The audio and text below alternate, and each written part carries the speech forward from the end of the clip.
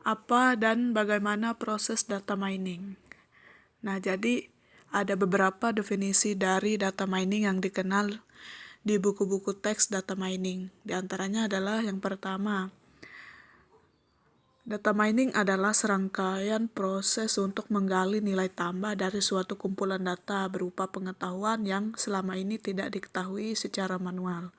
Kemudian yang kedua, data mining adalah analisa otomatis dari data yang berjumlah besar atau kompleks dengan tujuan untuk menemukan pola atau kecenderungan yang penting yang biasanya tidak disadari keberadaannya. Dari definisi itu dapat dilihat ada beberapa faktor yang mendefinisikan data mining. Yang pertama, data mining adalah proses otomatis terhadap data yang dikumpulkan di masa lalu. Kedua, objek dari data mining adalah data yang berjumlah besar atau kompleks. Ketiga, tujuan dari data mining adalah menemukan hubungan-hubungan atau pola-pola yang mungkin memberikan indikasi yang bermanfaat. Sejarah data mining bukanlah suatu bidang yang sama sekali baru. Salah satu kesulitan untuk mendefinisikan data mining adalah kenyataan bahwa data mining mewarisi banyak aspek dan teknik dari bidang-bidang ilmu yang sudah mapan terlebih dahulu. Nah, jadi pada gambar berikut ini menunjukkan bahwa data mining memiliki akar yang panjang dari bidang ilmu seperti kecerdasan buatan atau artificial intelligence, machine learning, statistik, database, dan juga informasi retrieval. Berikut adalah gambar dari data mining.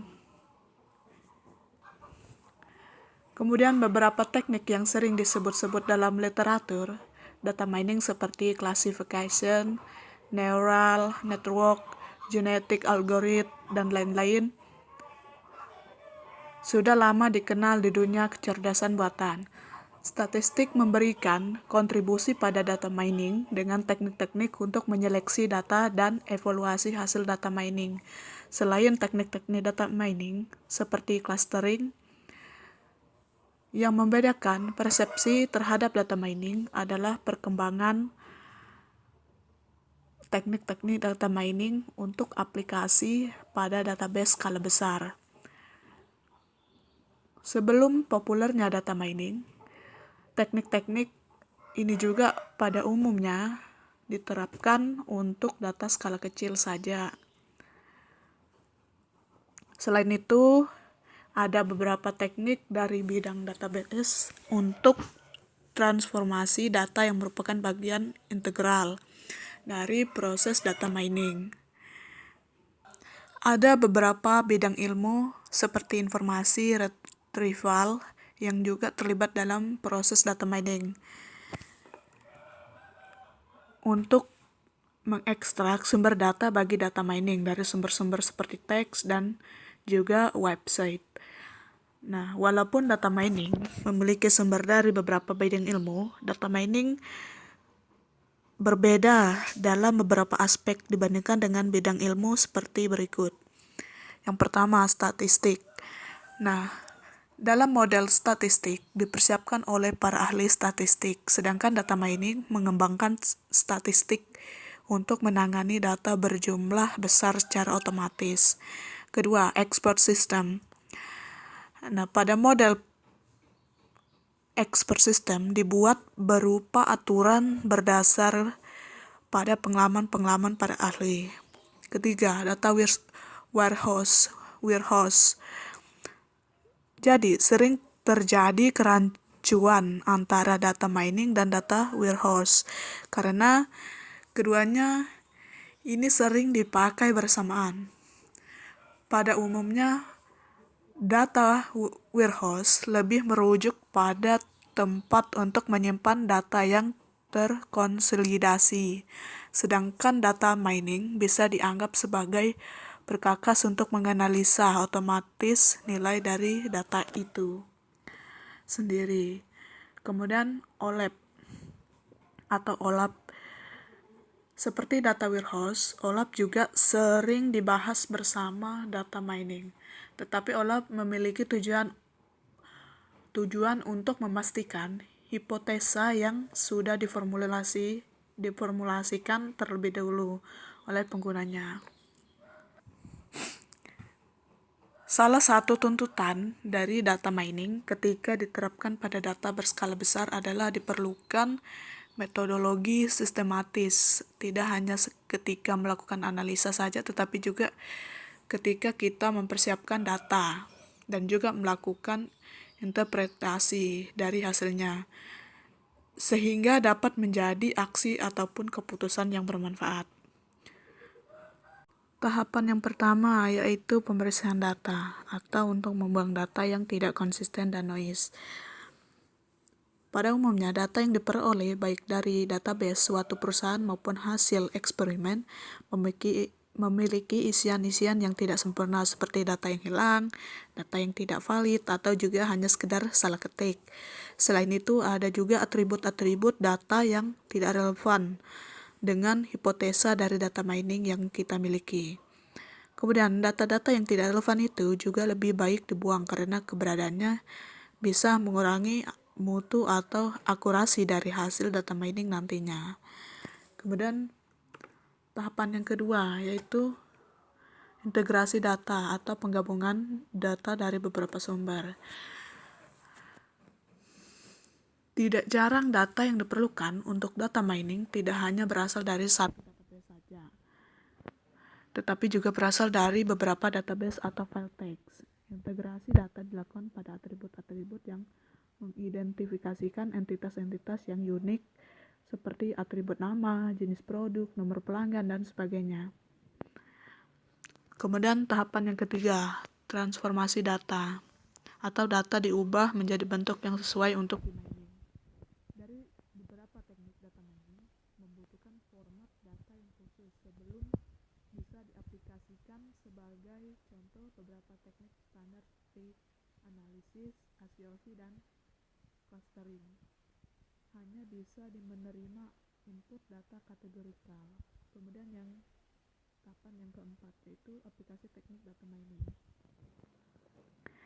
Aplikasi teknik data mining sendiri hanya merupakan salah satu bagian dari proses data mining. Ada beberapa teknik data mining yang sudah umum dipakai. Kita akan membahas lebih lanjut mengenai teknik-teknik tersebut nantinya. Kemudian yang kelima, evaluasi pola yang ditemukan atau untuk menemukan yang menarik atau bernilai. Nah, dalam tahap ini hasil dari teknik data mining berupa pola-pola yang khas maupun model prediksi evaluasi untuk menilai apakah hipotesa yang ada memang tercapai. Nah, bila ternyata hasil yang diperoleh tidak sesuai hipotesa, ada beberapa alternatif yang dapat diambil seperti menjadikannya umpan balik untuk memperbaiki proses data mining, atau mencoba teknik data mining lain yang lebih sesuai, atau menerima hasil ini sebagai suatu hasil yang di luar dugaan yang mungkin bermanfaat nantinya. Kemudian yang keenam, presentasi pola yang ditemukan untuk menghasilkan aksi. Nah, tahap terakhir ini dari proses data mining adalah bagaimana memformulasikan keputusan atau aksi dari hasil analisa yang didapat. Nah, ada kalanya hal ini harus melibatkan orang-orang yang tidak memahami data mining, karena presentasi hasil data mining dalam bentuk pengetahuan yang bisa dipahami semua orang adalah satu tahapan yang diperlukan dalam proses data mining. Dalam presentasi ini, visualisasi juga bisa membantu mengkomunikasikan hasil dari data. Yang pertama, klasifikasi. Klasifikasi adalah tindakan untuk memberikan kelompok pada setiap keadaan. Setiap keadaan berisi kelompok atribut, salah satunya adalah kelas atribut. Metode ini dibutuhkan untuk menemukan sebuah model yang dapat menjelaskan kelas atribut itu sebagai fungsi dari input atribut. Contohnya dapat kita lihat pada gambar kasus collect plan berikut. Nah, pada kasus tersebut collect plan, kelas adalah atribut collect plan. Plans yang berisi dua pernyataan, yang dimana pernyataan tersebut adalah yes dan no. Perhatikan gambar berikut.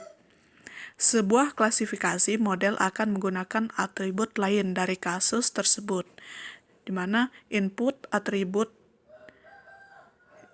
yaitu kolom key, kemudian gender, parents icon, dan parents icon rexman. Nah, untuk dapat menentukan pola,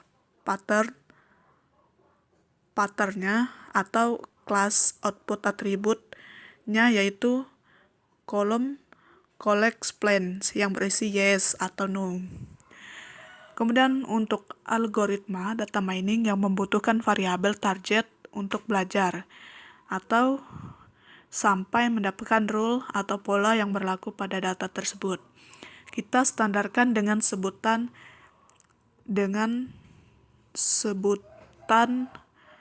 supervised algoritma yang termasuk kepada classification algoritma adalah decision trees, neural network, dan Navier Bayes. Kemudian clustering. Clustering juga disebut sebagai segmentasi atau metode ini digunakan untuk mengidentifikasi kelompok alami dari sebuah kasus yang didasarkan pada sebuah kelompok atribut, guna untuk mengelompokkan data yang memiliki kemiripan atribut.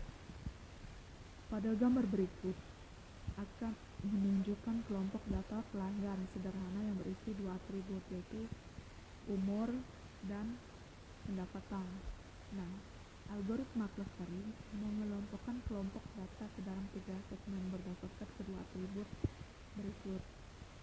Yang satu, cluster 1 berisi populasi berusia muda dengan pendapatan rendah. Cluster kedua berisi populasi berusia menengah dengan pendapatan yang lebih tinggi.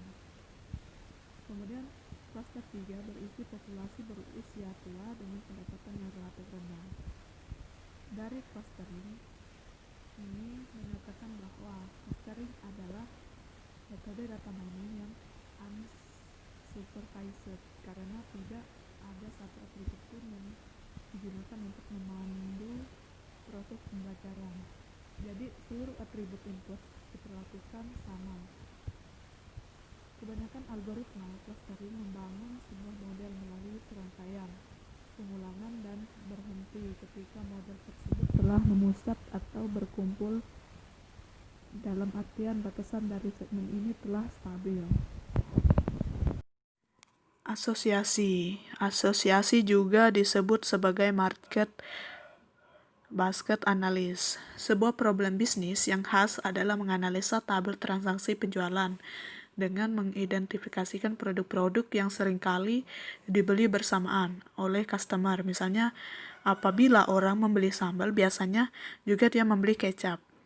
Kesamaan yang ada dari data pembelian digunakan untuk mengidentifikasi kelompok-kelompok samaan dari produk dan kebiasaan yang terjadi guna kepentingan cross-selling seperti gambar di bawah ini. Nah, dari gambar berikut, beberapa hal dapat kita baca, misalnya ketika orang membeli susu, dia biasanya membeli keju. Kemudian ketika orang membeli Pepsi atau